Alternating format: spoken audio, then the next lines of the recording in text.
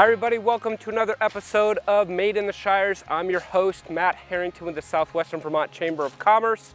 And we're watching the leaves change here in the beautiful Shires of Vermont. And just like the leaves changing, a lot has changed for solar over the last 50 years.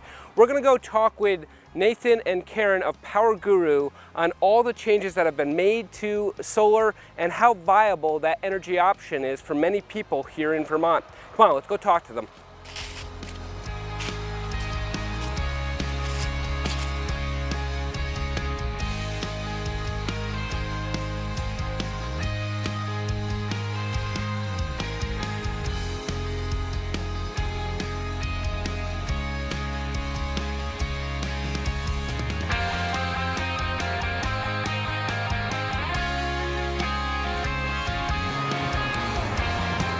Hi Nathan, hi Karen, how you doing? Hey, good.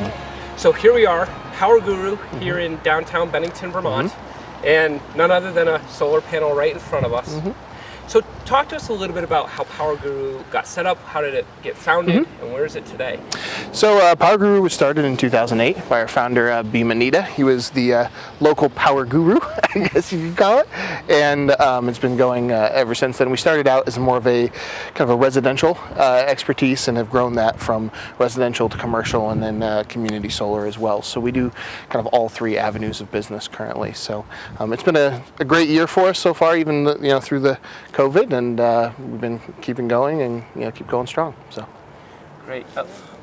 I mean, we're here in Vermont, and some people may think that Vermont doesn't get too much sun, not like other places. But what's the science behind solar? How can solar work in Vermont as much as it does in any other part of the country?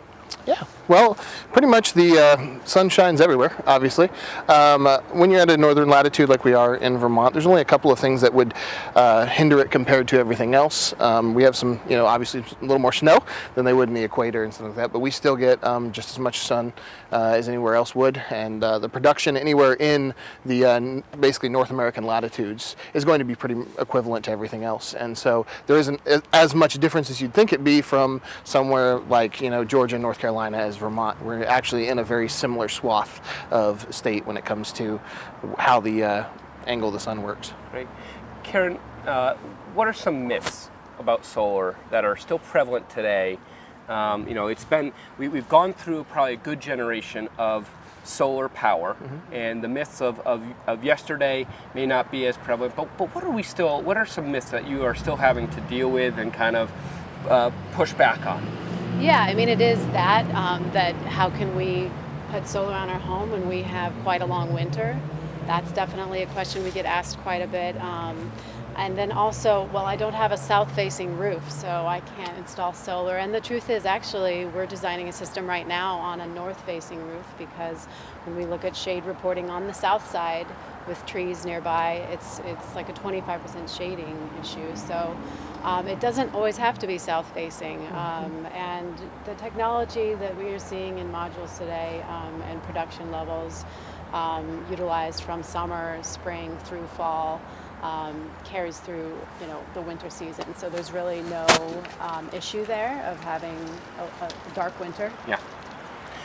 And then also I'd say one more myth that we hear a lot of is it's so expensive. How can it be so expensive? And the contrary to that is actually like a reality that the International Energy Agency just put out the other day in a report saying that solar energy is actually the cheapest energy in the world right now.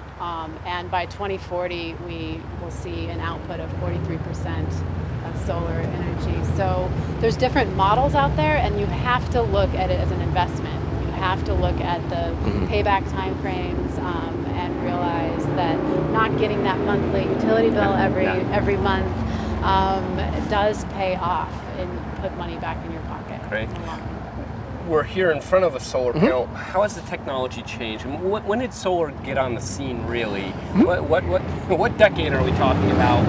And then since then, where are we at in 2020, 2021? Yeah, it started really in the 50s and then has progressed quite quickly from there. We're only 70 years from that date, and even from, let's say, Like, for example, we did I went up to a site visit up in Win Hall a couple days ago, and they had a 20-year-old solar system that had a 75-watt panel, and they had 16 of them.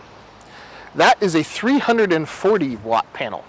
So the person that installed it with a 75-watt panel, it's only been 20 years, but you're at multiple times of what is available in just one panel. So the power that is and the efficiency has increased dramatically over that time frame, and it's going to just continue as technology advances into the future, and there's a lot of cool stuff coming around the corner as well. Great. When you think of PowerGuru in the future, and with both of you kind of somewhat new at the helm, what's the angle for PowerGuru? What makes PowerGuru so special? Why would somebody come out to you and have you install solar or any other type of energy? We actually, Bhima Nita, our founder, is a legend around here. He built so many relationships. Every week we have people calling, asking about his passing, that it really was a locally grown business from an environmentalist engineer by trade from Rensselaer. He was brilliant. He did most of our calculations we still use for our formulas and forecasting out price quotes and that kind of thing. But he built a business from scratch, and so we really do envision and desire for PowerGuru to become that trusted solar expert in Bennington and beyond. And also with community solar, this model is such a buzzword right now. Everyone wants to learn about it, understand it, see if they can install it and help their local community. So we envision PowerGuru, helping Bennington lead the way and become a model for solar with various projects. Also commercially, what we're seeing happening, a lot of collaboration from different businesses joining hands together. So talk to me a little bit about that community solar. That sounds like it's almost like a co-op for energy. So talk to us about that. Community solar is a really cool way of being a part of renewable energy. So a community solar project is essentially like, let's say there's a farm, or for example, we're doing a project right here on the mill. And it basically, you buy a share in that particular project that would offset your energy needs. And the nice part about that is you don't have to install it on your house. So if you have for example, a slate roof or a lot of shade, which happens in Vermont. So you can be a part of the community solar program or project, and those credits will actually go straight to your bill and offset it. So you can band together with a bunch of other people and in a place that has the best exposure, who has the best conditions for solar, and you can maximize your production and be able to be a part of, basically taking a community to a different place when it comes to renewable energy. So it's a really awesome way of becoming a part of not only just renewable energy, but reducing our carbon footprint, reducing your carbon footprint, and taking yourself into a new place when it comes to renewable energy. Can I give some highlights to community solar? So really, it comes down to an installation on a roof like this Bennington mill that might power 220 kilowatts of power, and people virtually subscribing to that power for their home throughout the Green Mountain Power region. It can serve them. So you don't have to pay for installation, maintenance, like Nathan said, but also your share can move with you if you sell your home or your business, or you relocate anywhere within the Green Mountain Power region, your share moves with you. There's a forum for just communicating with other subscribers, updates on the project, and that kind of thing. So there's a lot of communication happening within the project and all of the subscribers that subscribe to it. And then also you can take advantage of the tax credits without, and right now in 2020, 26%. So that's a great write-off there to decrease your initial costs. So great. And it sounds like something right in alignment with the founder of PowerGuru too, who would want to give back to the community. So a great thing to take advantage of. So what's an exciting project you guys are working on right now that maybe we're going to go check out today? Yeah, so we just finished very close to finishing the Lake Perrin Village project, which is in North Bennington, and it was in concert with Shires Housing and Naylor Breen, and we were able to put solar on all 4 buildings there. All 4 of those buildings are incredibly energy efficient buildings, and they wanted to have renewable energy and solar as a part of that construction project. Jeff Goldstone was the architect of that particular project, and we worked in close collaboration with him to basically bring the most energy we could to that particular building. This is actually an example of one of the panels that are up there at Lake Perrin Village. So it's a beautiful project, and kind of is a model of what we would like to continue and hope to partner with not only Shires Housing but other people in the future to bring like residential and kind of commercial applications when it comes to bringing like apartment buildings and stuff like that to have a renewable footprint, which is nice. Great. Well, why don't we go check it out? Awesome. Okay, great.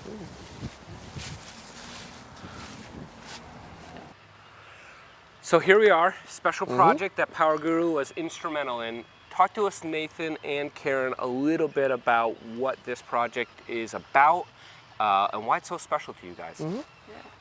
I'll start in. So this project at Lake Perrin Village, it's a new development. It's new construction. It's a very high energy efficient project. In fact, the architect and builder developer that we worked with, and Nathan will share more about them, really wanted to focus on as much energy efficient materials as possible, so it's a very clean build. You'll see that we do have solar panels on all 4 buildings, and that was intentional for the power usage of the development. But this is exciting because it is in North Bennington, it is at Lake Perrin, it's a beautiful setting, and you know, this is a model that could be replicated elsewhere. Yeah, we partnered with Jeff Goldstone, who's the architect of the project, and this is Lake Perrin is run by Shires Housing, and so it's it was meticulously designed so that every facet of the building, of each building, would be energy efficient, from what it's wrapped in to the LED bulbs that are used to the insulation that's used. Every single part of it was meticulously designed to be energy efficient, to be able to be renewable as well. So we were able to be a part of the project and put the solar modules up on the roofs on all 4 buildings, and the project is approximately around 50 kilowatts, and it will basically take care of all the electricity for the house of each, all of Shires Housing's needs for the next 25 years. So they won't have to worry about a power bill or anything like that, which is quite nice. That's so amazing. Kind of how we started this project, BEMA started working with Jeff Goldstone, and you know, kind of going back and forth of what were the needs that Shires Housing was going to have, as well as what the needs the architect had, and then designed each building to meet those specifications. It's very similar to what we do when we go into an actual project and go in basically to your house or your commercial site or your building or whatever. And what we'll do is we'll actually take your power usage, so your bill, or if it's a new development like this, we'll take whatever you project to be your usage needs, and we can do that, or you can have an expert do that, and we'll actually offset your energy. So we'll just say, this is how much solar you'll need to offset this, and for 20, basically a system is warranted for about 25 years. It'll produce for a lot longer than that, but the actual warranties on the modules and performances are for 25 years. So you kind of think of it as, hey, you're prepaying for 25 years of electricity up front, which is kind of nice to have. So and probably at a savings. Quite a bit of a savings. Yeah. You're usually somewhere around, you're actually paying for the total cost of the project will usually cost you about 50% of what you would actually pay for electricity for that 25 years, which is quite nice to have. So it's a really, really cool way of being a part of a great project like this at Lake Perrin.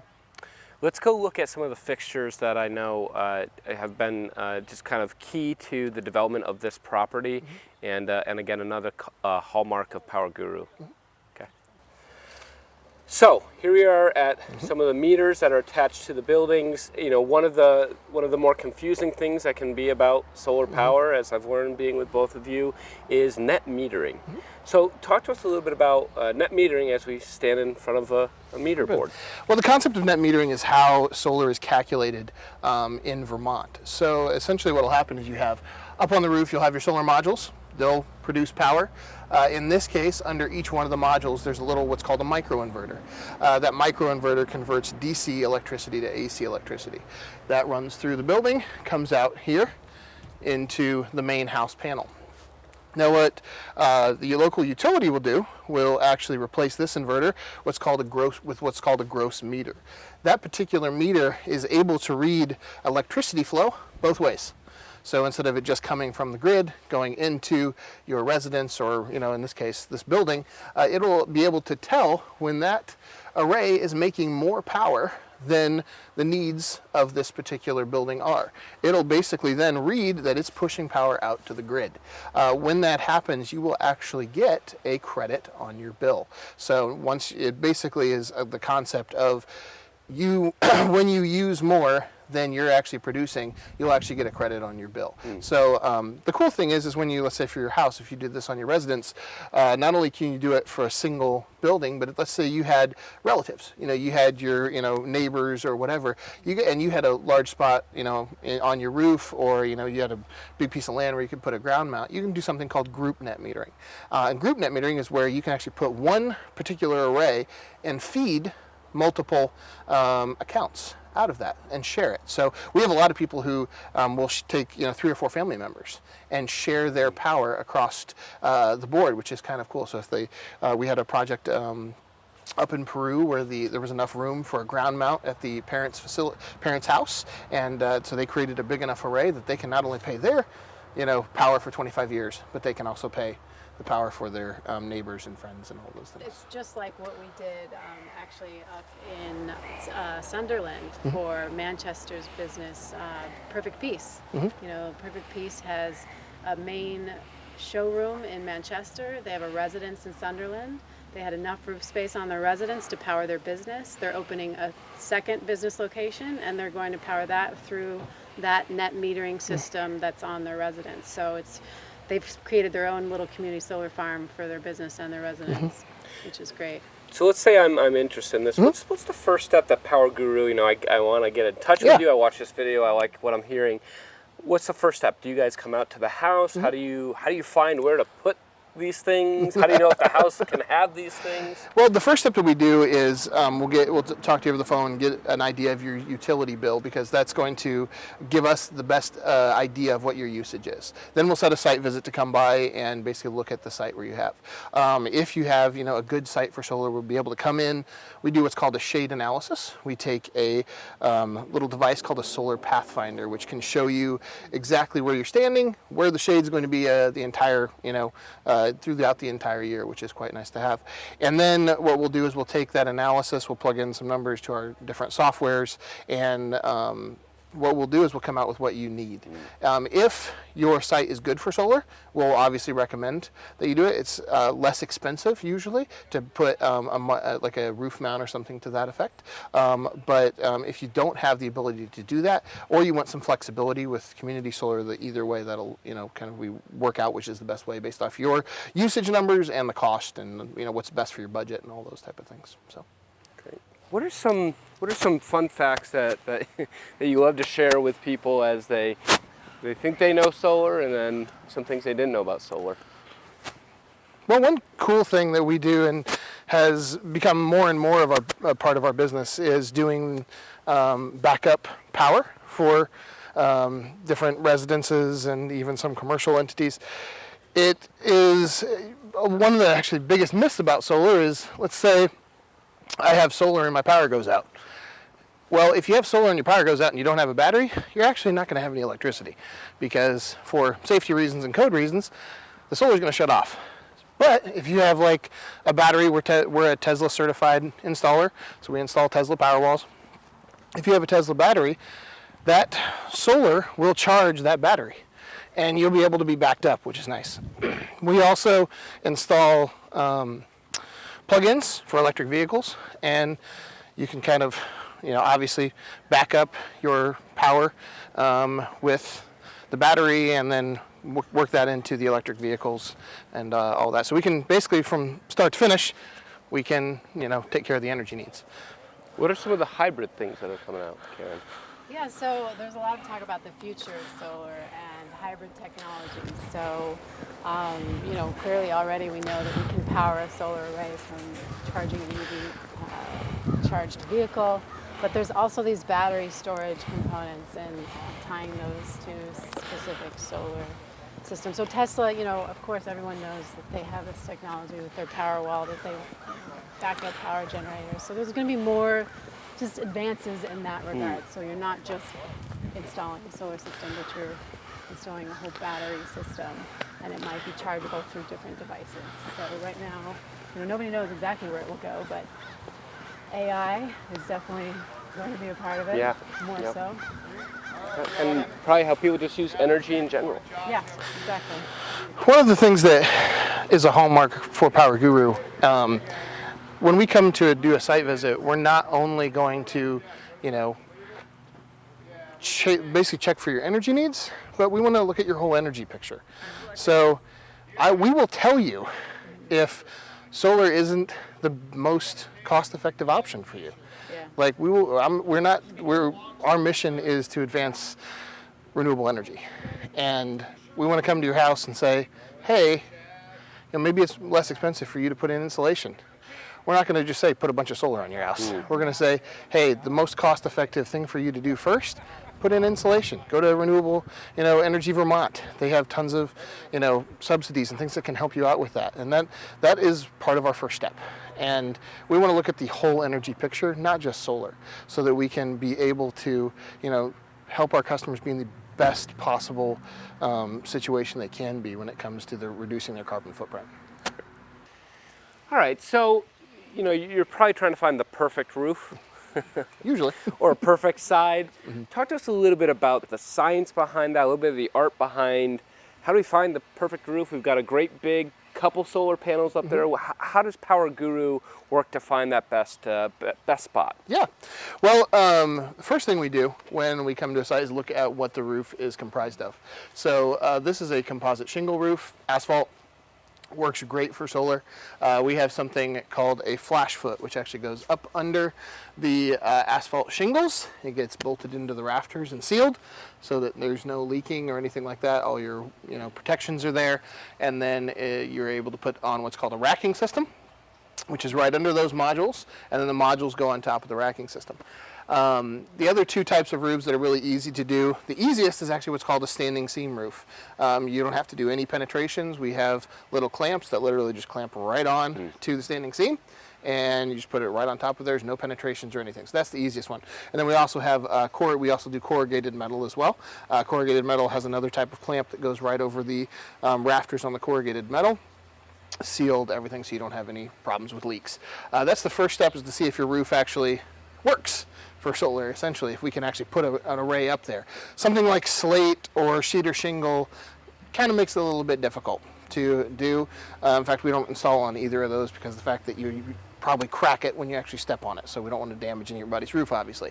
The other is what's the azimuth. So the azimuth is basically the degree it's pointing in the direction of. So this is a great roof because of the fact that it is pointing almost directly south. So that gives you the best sunlight year-round as it travels across the sky, as the sun travels across the sky. You can also do east-west roofs, and if your pitch is low enough, sometimes a north roof if it's big enough. So that's the process when we actually go into looking at a roof, if it will actually hold solar or not. Then we'll go through the entire rest of the process is also just taking a look at your house's electric or your facility's electric, and figuring out the best way to interconnect to that particular facility. So Matt, if you gave us a call and you wanted us to come by your home or your business, the chamber's offices, we would either send Nathan or myself or our other sales guy, Nat, and we would come, we would take photos of the external perimeter, also the electrical panel box, the roof. We have an app that we use to measure pitch, the steepness, the azimuth, and see if it's even feasible to put a roof mount on, which is typically the easier mount. It's a ground mount is usually more expensive and more time intensive on our end. So a lot of people are preferring, the roof. One thing that is great about PowerGuru too is we're NABCEP certified. So NABCEP is the North American Board of Certified Energy Practitioners. Our designers and myself and some of us are all NABCEP certified. So we've had to go through quite a bit of training, quite a bit of rigorous education in order to be able to get those certifications. So you want to make sure that the person you're working with, whether it's solar, or whoever your contractor may be, is licensed to do what they do and is an expert in their field and can give you the best possible service. Is there anybody that shouldn't take advantage of solar, or at least giving you guys a call? I'm biased, but in my opinion, no. The reason being is because of the fact, I mean, there's several reasons to go solar. The obvious one, and something that BMO is incredibly passionate about, BMO was a brilliant man, and he could have done anything he wanted to do anywhere, but he chose to come to Bennington, Vermont. He fell in love with the area, and he wanted to change it. He wanted to make it renewable, and that was his vision and his goal, and that's what we want to carry on. And so the first reason is, obviously there's a problem with climate change. Obviously there is, everything changes quickly, and we're in the midst of things that are caused by this. So that's the first reason. You can be a part of helping your community push forward renewable energy. And then second part is it saves you money. Like if we're getting down to just brass tacks, regardless of if you care or not care about climate change, it will save you money over the long term because of the fact that you'll probably break even on your project and start getting a positive cash flow probably about 10 to 12 years if you're a residence. If it's a commercial project, it can be as low as 6 to 8 years. So you will start seeing money quite quickly and be able to save over the long term. So the biggest hurdle to thinking about investing in solar is time frame, because we're not really geared a lot of times to think over a term of 25 years. Yeah. But that is part of the investment, is realizing that this is a long-term investment that is, pays off for you in 10 years, and for the instantly you get your savings. So once your solar starts producing, day one, you're not going to have an electric bill. Yeah. I went to one of our finished projects up in Arlington a couple days ago, and I was just picking up a meter that Green Mountain Power had swapped out. He comes out and he's like, "Nathan, I only paid $16 this month." It was amazing, which was awesome. And I love to hear that and love to see that. So that's part of the joy of our job. And he's like, and so that was a really cool kind of experience. But it happened instantly. That was his first month, and his bill went from whatever it was to just what GMP calls the non-bypassable charges, and that's it. So it's quite amazing. And here's the thing, right? In Vermont, Vermonters are educated. Everyone knows the benefits of going green, and whether it's weatherizing your home with, the right type of heat pump, or doing some insulation measures, and all of that helps tremendously. But whether you're ready to fully go electric for your heat, and then tie that to a solar system. What I'm finding and we're hearing is just being a part of some of these energy committees, and what the chamber even does in Bennington is everyone's educated. They want to know, exactly why it can work for their property or their business, and also how can they help others. That's the biggest draw, I think, from community solar is, we speak with farmers who want to use their properties to help others and power their farms and their businesses and give them a deal. So there's so much opportunity and so many different ways to set up a system, whether it's through net metering or community solar or just a roof mount or a ground mount, that I think Vermonters see the opportunity, and that's why they're calling.